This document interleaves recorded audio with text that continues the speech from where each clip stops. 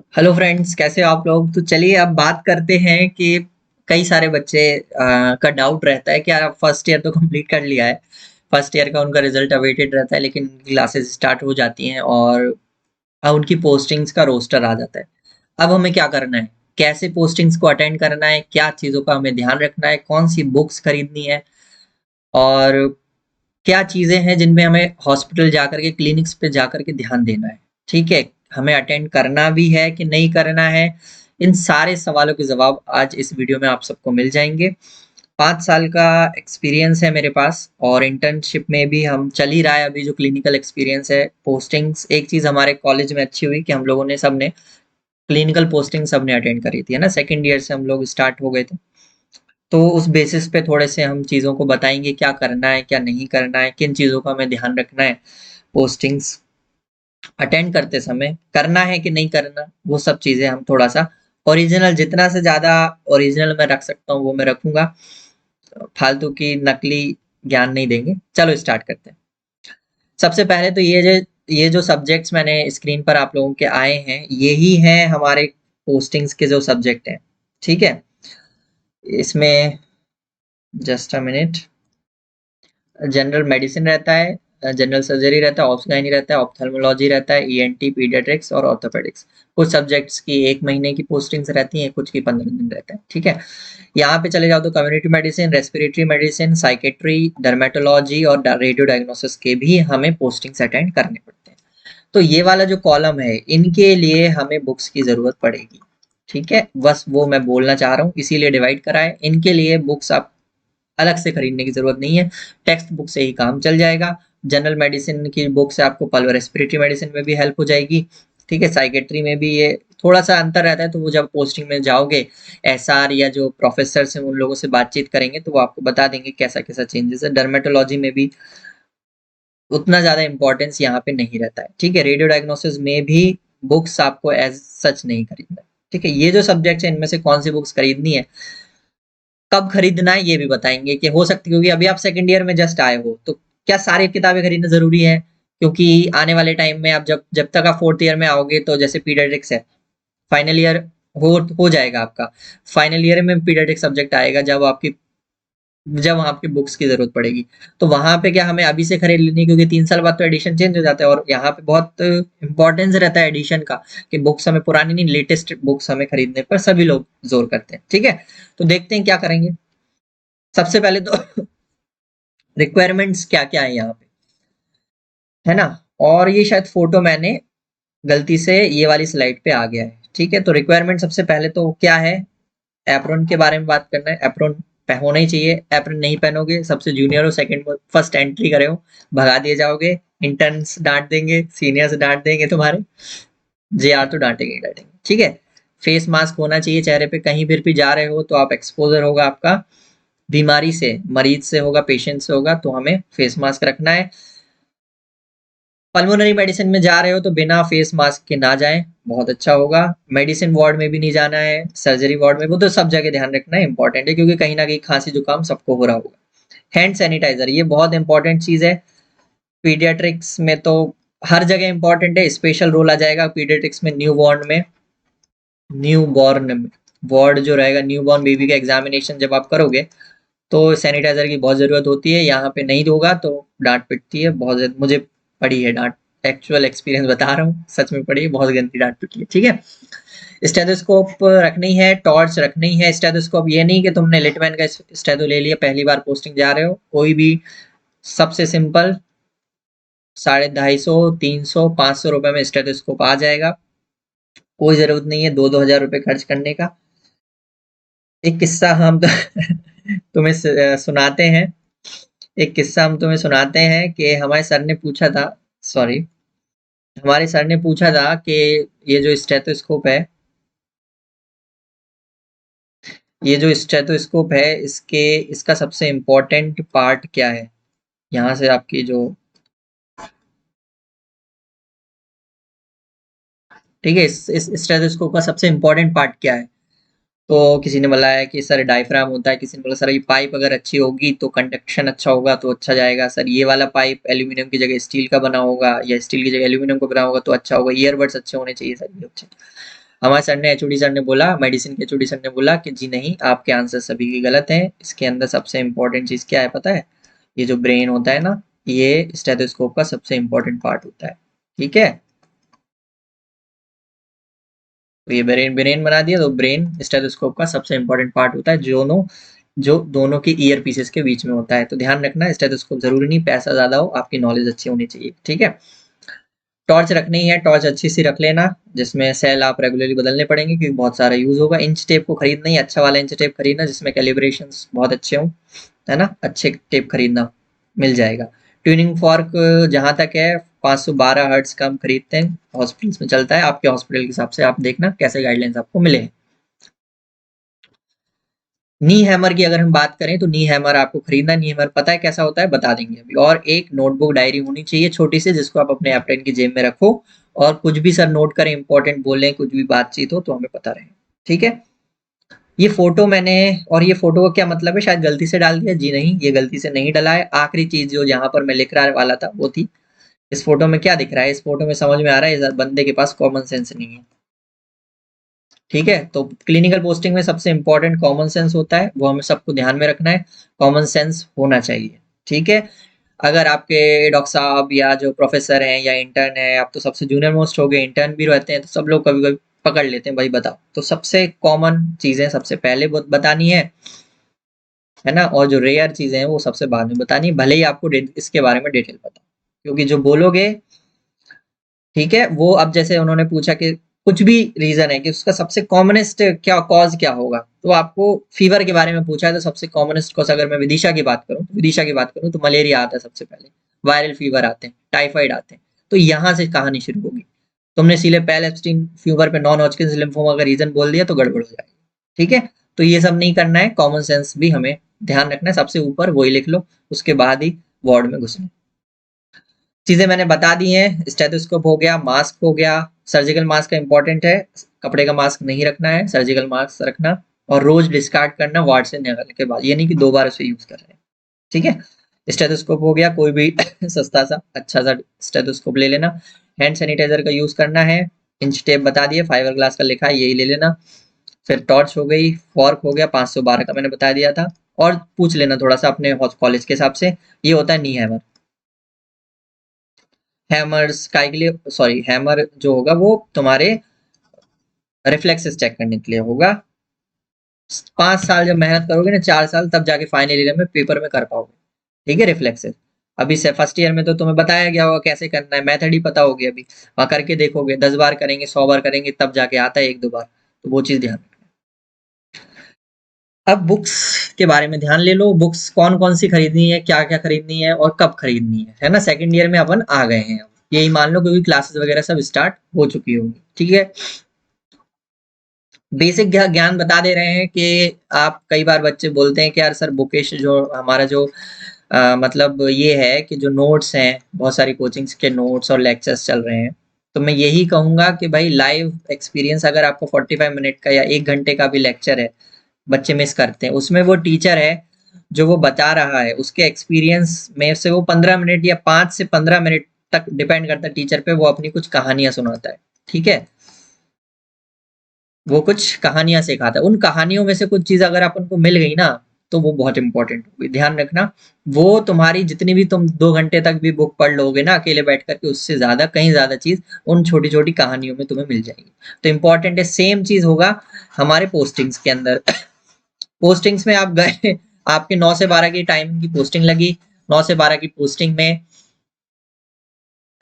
9 बजे से 12 बजे तक की पोस्टिंग आपकी लगी, और इसमें आपको 15-20 मिनट भी कभी कभार, ऐसा नहीं हर दिन आपको ज्ञान की चीजें मिलेंगी, 15 हो सकता है कुछ दिन ऐसी व्यर्थ चला जाए, कुछ दिन ऑब्जर्व तो हर हर दिन करोगे तो सीख तो हर दिन सकते हो, डिपेंड करता है आप पर क्या ऑब्जर्व कर रहे हो, कैसे ऑब्जर्व कर रहे हो, कितने अच्छे से ऑब्जर्व कर रहे हो, और नोट डाउन कर रहे हो कि नहीं, घर जाके उसका पढ़ रहे हो। घर जाके प्रैक्टिकली बताएं तो एज अ मेडिकल स्टूडेंट मैं नहीं पढ़ पाता है, आइडियली नीट के टाइम ही आखिरी बार हमने करा था कि जो स्कूल में पढ़ाते थे वो हम पढ़ जाते थे, वापस उसी दिन घर पे कम जाते, 9वीं 10वीं में ही करा था, वो भी स्कूल में, नीट में भी करा था, लेकिन यहाँ पर फर्स्ट ईयर में भी करने की कोशिश करते हैं, हिम्मत टूट जाती है, क्योंकि 1 घंटे का लेक्चर वहां पे 10 पेजेस का किताब का बनता है, और 10 पेजेस का किताब का मतलब 15-20 दिन, या शुरुआत की अगर इनिशियल स्टेज करें तो 15-20 दिन ही लगते हैं उतना पढ़ने में, बीडीसी की अगर किताब पढ़ लो तो।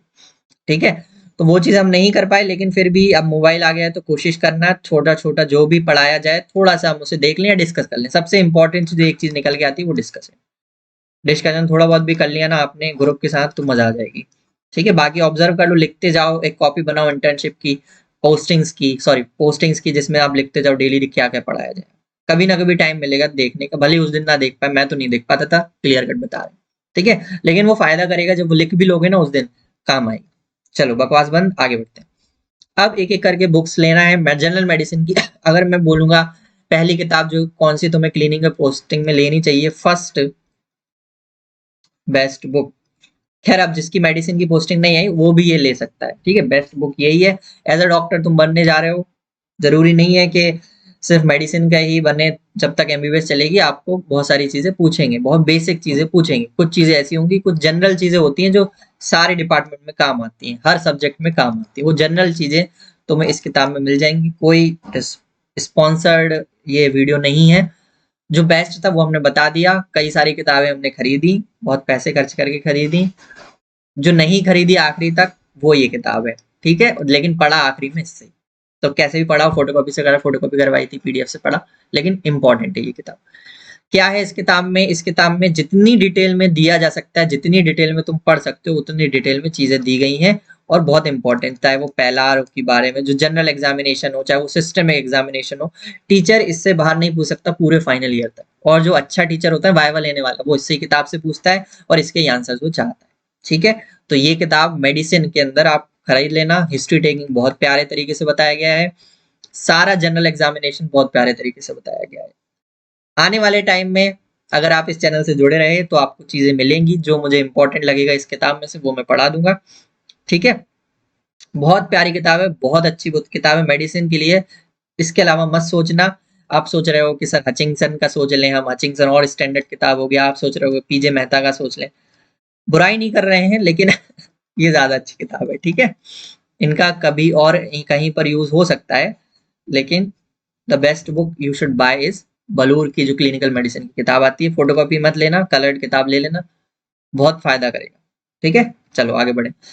अब आते हैं सर्जरी में। सर्जरी मेजर सब्जेक्ट से शुरू स्टार्ट करें। सर्जरी की किताब भी आप जब पोस्टिंग में जाओगे तो सर्जरी डिपार्टमेंट 2 की थोड़ा सा स्ट्रिक्ट होता है, तो सर्जरी की किताब भी और जनरल हिस्ट्री टेकिंग आपको लेनी पड़ सकती है। ले सकते हो, अच्छा रहेगा, ले लोगे तो फायदे में रहोगे, क्योंकि क्लिनिकल पोस्टिंग सेकेंड ईयर से शुरू हो जाती है, तो जो केसेस रहेंगे उनके साथ साथ थोड़ा बहुत पढ़ते रहोगे तो फायदे में रहेंगे हम। सच बात है ना, किताब नहीं रहेगी तो हवा में चीजें चलती हैं तो वो काम की नहीं है। अब मैनुअल क्लिनिकल सर्जरी में एस दास की, हम एस दास में क्या अच्छा है क्या बुरा है वो देख लेते हैं। एस दास के जो एडवांटेजेस वो ये है कि इसमें जो डिटेल्स दी है ना वो बहुत अच्छी दी है।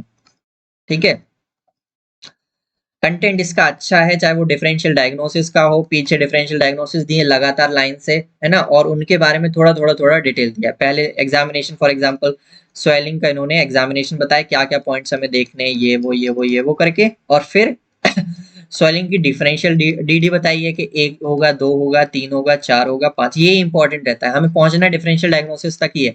इन डिफरेंशियल डायग्नोसिस के बाद बना लेते हैं, फिर इन्वेस्टिगेशन से हम कंफर्म कर लेते हैं कि ये ही होगा, इनमें से एक कोई होगा। जो पहली डिफरेंशियल होती है, जो सबसे ज्यादा हमें लग रहा है कि ये होना चाहिए इस पेशेंट को, वो पहले रखते हैं, उसके बाद सेकंड, थर्ड, फोर्थ, जो रेयरेस्ट होती है वो आखिरी में रखते हैं। ठीक है, कैंसर आखिरी में रखते हैं, तो ये ध्यान रखना, कैंसर का भी पहले मत बोलना। ये चीजें हो गई। अब इसमें से इस किताब में वो चीज लेनी पड़ेगी, एस दास सारे टीचर्स भी बोलते हैं, डॉक्टर्स भी, एस दास तो तुम्हें हर जगह मिल जाएगा इसका बोलने। कंटेंट अच्छा है, लेकिन इसमें थोड़ी सी डिसएडवांटेज है कि हिस्ट्री केस का इन्होंने ज्यादा केस बताया नहीं है। बता दिए कैसे लिखना है, केस का एग्जाम्पल नहीं दिया है। ठीक है, केस कैसे बनाना है तो केस का एग्जाम्पल नहीं दिया, कौन कौन से पॉइंट्स पर हमें ध्यान रखना है, आप समरी कैसे प्रेजेंट करनी है, इसकी समरी मैंने इसमें समरी दी नहीं, केस की समरी एग्जाम्पल के थ्रू प्रेजेंट करनी है। ठीक है, वाइवा वॉइस के क्वेश्चन इसमें नहीं, तो उसके लिए क्या करें भैया, उसके लिए एक और चीज है, जनरल सर्जरी की जो हमारी किताब है वो है माखनलाल साहब। माखनलाल साहब, अब या तो तुम ऐसा करो, क्या क्या सॉल्यूशन, 2 किताब खरीदें, क्या सर इतना पैसा खर्च करवा रहे हो, ये फलाना ठिकाना, तो अच्छा है आप लोग, सबसे अच्छा है टैबलेट ले लो, आईपैड ले लो, कोई भी। डॉक्टर एज अ डॉक्टर बहुत काम का होता है, हालांकि मैंने अभी तक नहीं लिया है, मुझे लेना है, ले लूंगा मैं। इसका मतलब ये नहीं कि जिनके पास नहीं है तो वो डिसहार्टेंड हो रहे हैं, ऐसा कुछ नहीं है ना। टैबलेट मोबाइल से भी सारा काम किया जा सकता है, थोड़ी सी स्क्रीन बड़ी हो जाती है। क्या करना है, तुम लोग अगर दो दोस्त हो दो दोस्त हो तो एक तुम एजदास ले सकते हो और एक दोस्त रूममेट हो तो माखन लाल साहा ले सकते हो। ठीक है, माखन लाल साहा ले सकते हो, तो तुम एक्सचेंज करके पढ़ लेना। अगर किसी को एक ही जने को दोनों किताब लेनी है तो बहुत बढ़िया, ले सकता है। एक किताब का फोटो कॉपी वो तुम्हारे ऊपर है, कैसे करवाना, फोटो कॉपी भी करवा सकते हैं हम लोग। ठीक है, ये भी इंपॉर्टेंट, फोटो कॉपी भी करवा सकते हो, एक तरीका होता है, हम लोग करवाते हैं। जरूरी नहीं नई किताब ले रहे हो, टैबलेट है तो बहुत अच्छी बात है, शायद कोई किताब ही खरीदने की जरूरत नहीं है। लेकिन वही स्क्रीन टाइम थोड़ा बढ़ जाता है तो आंखों में दिक्कत हो सकती है, तो बेहतर है किताब बुक्स पर ज्यादा प्रेफर करें, हार्ड कॉपी होनी चाहिए अपने पास। ठीक है, माखनलाल साहा में तुम्हें केसेस का पता चल जाएगा, वाइवा वॉइस हमें मिल जाएगा। मैं आ रहा हूँ इसका, देखो वाइवा वॉइस मिल जाएगा, केसेस के एग्जाम्पल्स मिल जाएंगे, कैसे हमें केसेस का प्रेजेंट करना है, कैसे समरी लिखनी है, वो सब चीजें मिल जाएंगी। कंटेंट तो इसमें होगा ही। ठीक है, इमेजेस हो सकता है, कलर्ड किताब हो तो इमेजेस मिल जाएंगी, कलर्ड है वैसे ही किताब। ऐसे दास थोड़ी सी ब्लैक एंड व्हाइट पुराने जमाने की किताब है, उसमें पैराग्राफ्स में सारी चीजें लिखी है, रीडिंग करनी है एजदास से करना, उसका डिटेलिंग इंपॉर्टेंट है ना। क्या उसमें लिखा है, बहुत सारी चीजें तुम्हें काम आएंगी। ऐसा नहीं है कि तुम माखनलाल साहब ले लो एजदास ना लो, एजदास की भी इंपॉर्टेंट पता चलेगी। सर्जरी आगे लेना चाहते हो, अच्छी लगती है, दोनों किताब ले लेना, बहुत अच्छी बात है। आगे बढ़े,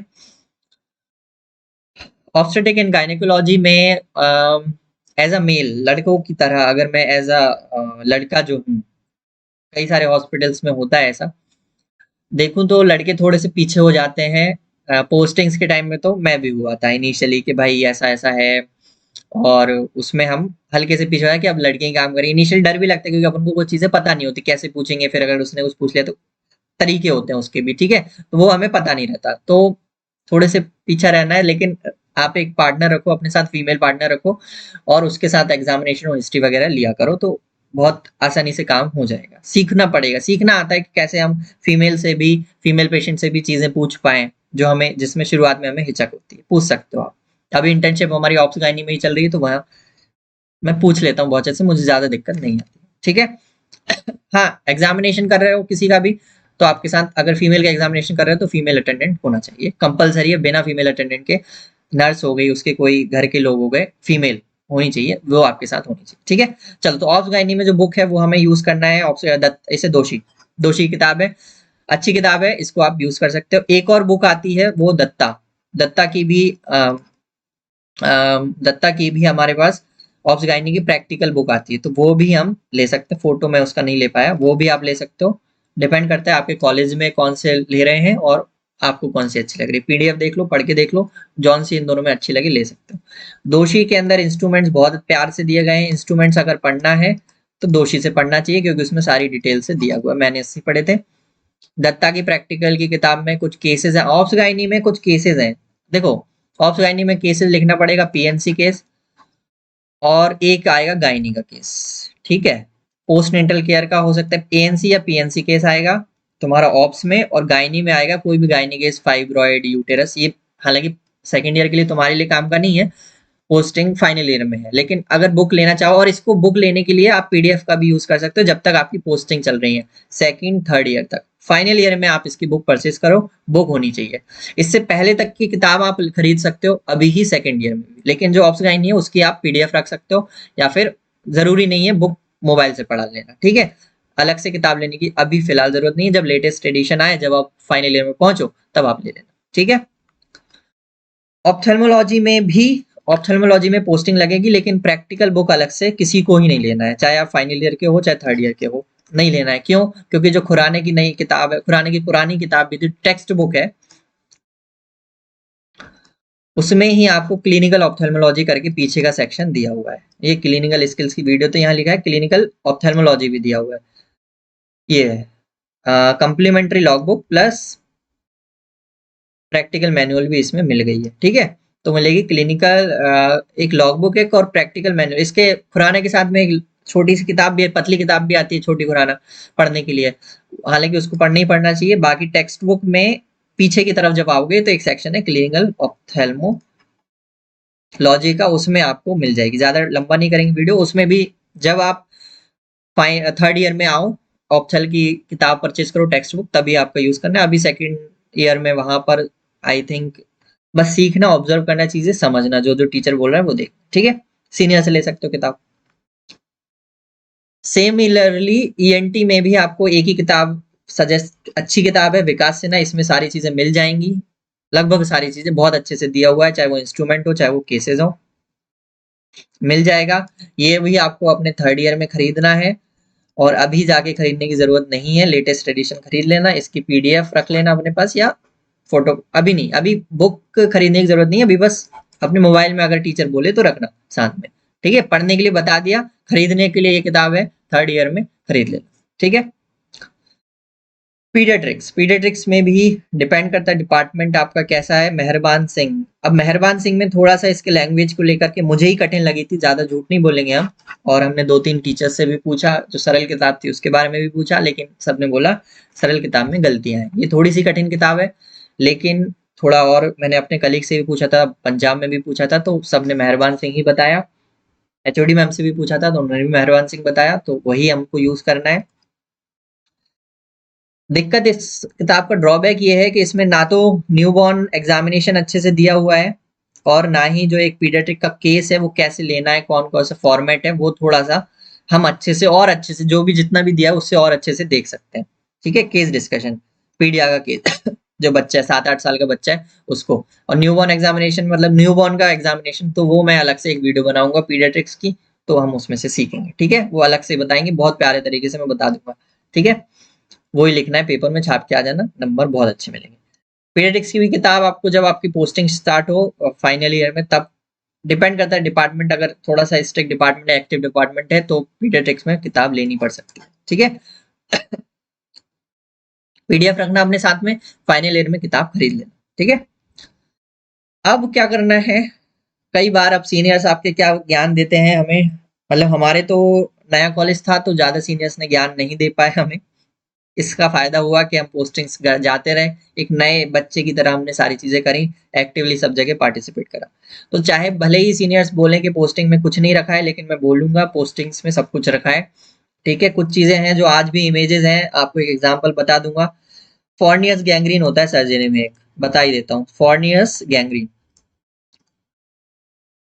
सर्जरी में होता है, जिसमें कि जो स्क्रोटम होता है उस वहां से गैंग्रीनस, वो धीरे धीरे जो स्किन होती है वो खराब होना शुरू होती है, और वो गैंग्रीन बन के पूरा जो स्क्रोटम है उसको मतलब ईटन आउट बोल देते हैं, वो हो जाता है, सड़ जाता है एक तरीके से, बहुत ज्यादा स्मेल आती है, फाउल स्मेल आती है।